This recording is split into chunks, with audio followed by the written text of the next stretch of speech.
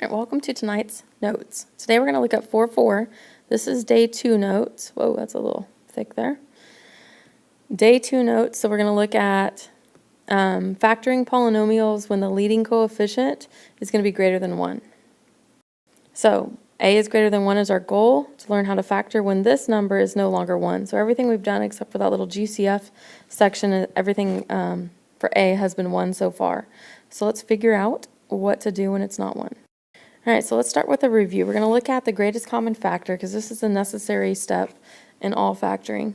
So the first thing we want to ask ourselves anytime we come to a factoring problem is there something that everything has in common?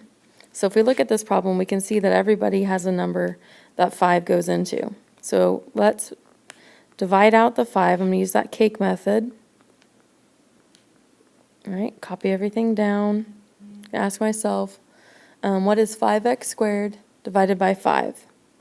And I get x squared. What is negative 10x divided by 5? And I get negative 2x.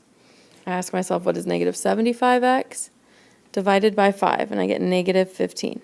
Okay, so then we write it out just like we did yesterday, 5 times x squared minus 2x minus 15.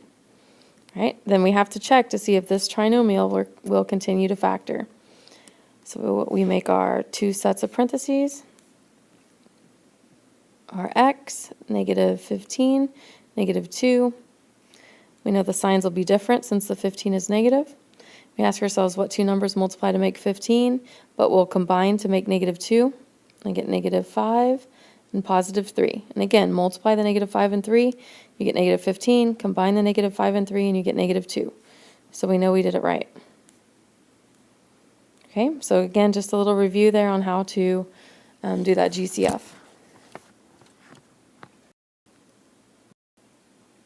Okay, here's the new stuff. So if you don't have this cute little graphic organizer, then just go ahead and write what you see on the screen. So we're going to look at factoring polynomials when. So first we're going to have a degree of 2, which means it's going to be a quadratic still. Degree of 2. Other thing that's going to happen is that these are going to be trinomials. So if you remember, a trinomial means it has 3 terms. And then the last thing that's going to happen is the leading coefficient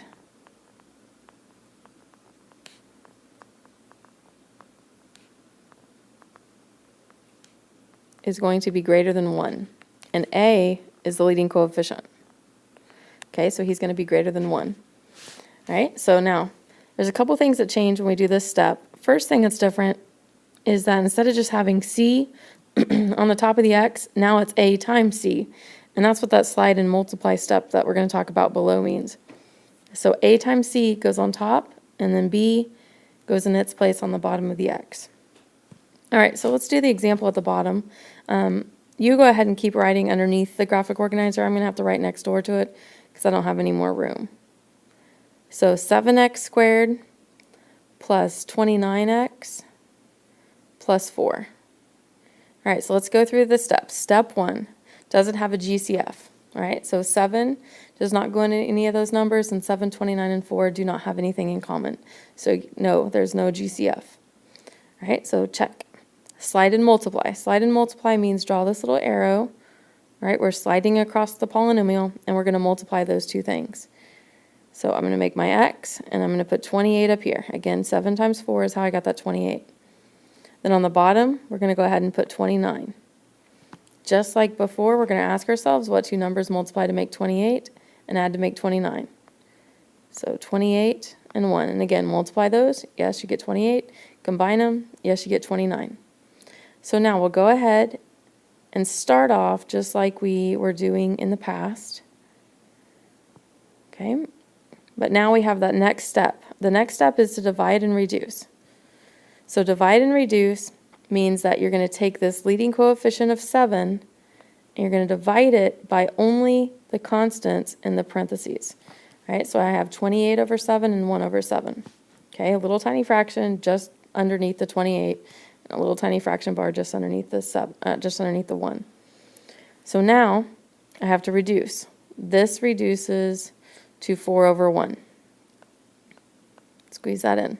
All right? 1 over 7 doesn't reduce. So now step 3 is done. Bottoms up means you take what's left on the bottom of the fraction. So in this case, we have this 1. Well, I put that in front. We don't write the 1 since it's implied. I have x plus 4. On the second fraction, bottoms up means take the 7 and put it in front of the x. So I have 7x plus 1. And that's it. And we can check to see if we did it right by foiling. So first, outside, inside, last. Right, combine like terms.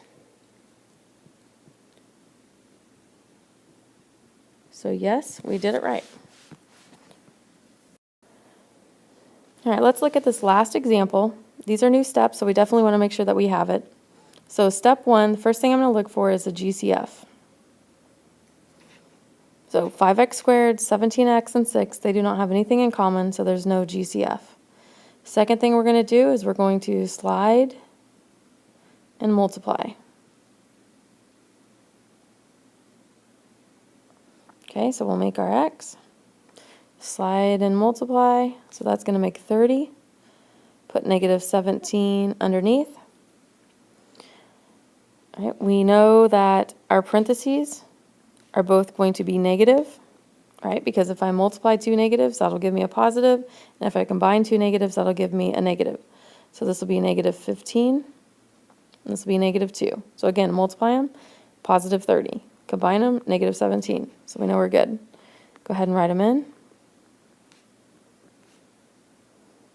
So now we're going to divide and reduce. All right, so remember we divide them by the leading coefficient, and that's that number in front of x squared. All right, so this guy reduces to 3 over 1. The second, 2 over 5, does not reduce. So now we want to do bottoms up.